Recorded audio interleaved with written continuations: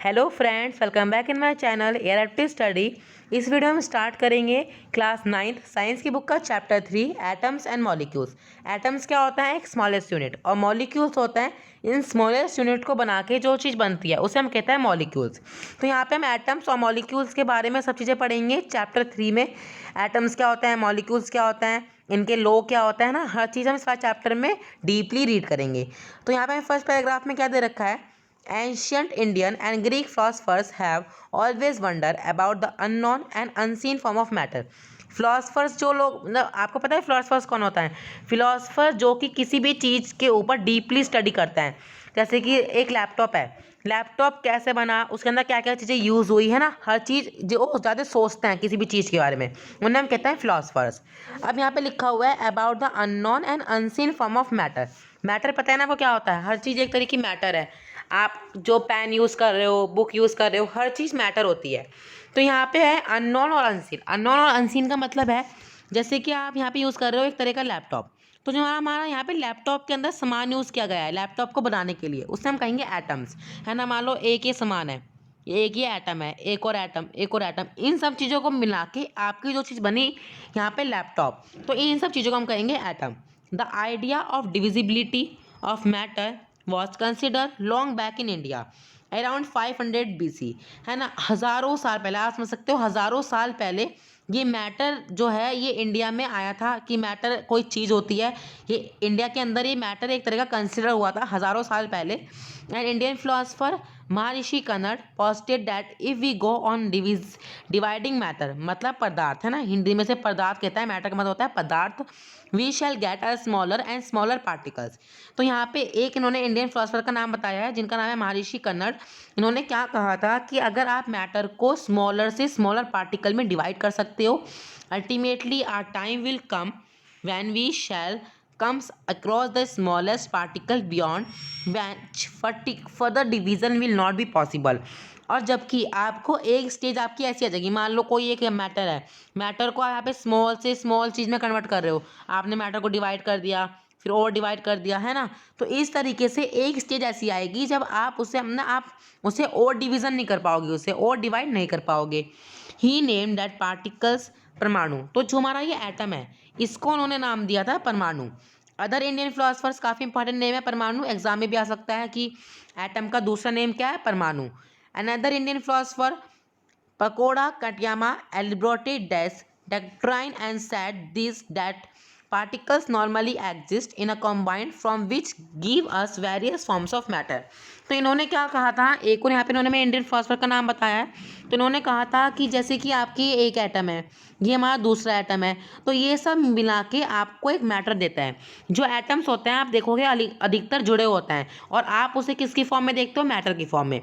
मतलब मैटर जो है वो एक तरह का एटम है, क्योंकि एटम से मिलके ही हमारे यहाँ पे मैटर बनता है। ठीक है, अलग अलग तरह का मैटर आपका बनता है, physical matter, chemical matter, around the same era. तो यहाँ पे आगे क्या बता रखा है, उसी काल में, है ना, जिस समय की बात चल रही है ऊपर, कि हम एटम को परमाणु कहते हैं, और जो ये एटम है हम इसे कितना डिवाइड कर सकते हैं। तो उसी काल में हमारे यहाँ पे दो ग्रीक फिलोसफर्स और हैं, डिमोस्ट्रियस एंड ल्यूसियस। तो इन्होंने क्या सजेस्ट किया था, that go on dividing matter a stage will come when particles obtained cannot be divided further। तो इन्होंने क्या कहा था, जैसे कि अभी ऊपर हमने पढ़ा भी ये चीज़, कि कोई भी मैटर है तो आप उसको डिवाइड करोगे और डिवाइड करोगे, तो एक स्टेज ऐसी आएगी तो हम उसे डिवाइड नहीं कर पाएंगे। तो मैटर को हम डिवाइड कर सकते हैं और एक तरह का एटम बना सकते हैं। एटम मतलब सबसे smallest unit. Democritus called that individual particles atom. Individual particle मतलब जो चीज़ आराम से छोटी से छोटी बनती जा रही हो, उसे हम कहते हैं एटम्स, मीनिंग इंडिविजुअल, है ना। All this was based on philosophical consideration and not much experimental works to validate these ideas could be done in the 18th century।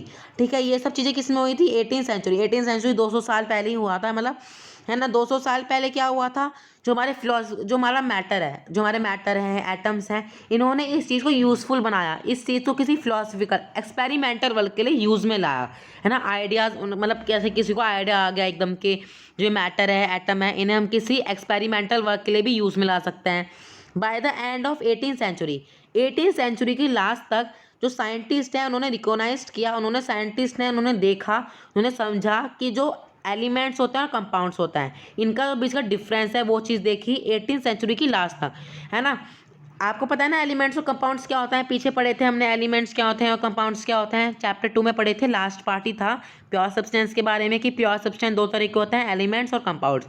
तो जो हमारे ये थे बाय द 18th सेंचुरी की लास्ट तक जो हमारे साइंटिस्ट थे उन्होंने रिकॉग्नाइज किया कि एलिमेंट्स और कंपाउंड्स क्या होते हैं, उनके बीच का क्या डिफरेंस है, and naturally become interested in finding out how and why elements combine, है ना। और नेचुरली उन्होंने देखा कि एलिमेंट जो है वो कंबाइन कैसे होते हैं, कैसे हो रहे हैं, और हाउ एंड वाई क्यों हो रहे हैं और कैसे हो रहे हैं, what happen when they combine, और क्या जब जैसे कि एलिमेंट्स हैं, काफ़ी सारे एलिमेंट्स हैं और वे आपस में मिल गए तो क्या हुआ, वे कैसे कंबाइन हुए और क्यों हुए, ये सब चीज़ें 18th सेंचुरी की लास्ट तक हमारे साइंटिस्ट ने रिकॉग्नाइज की।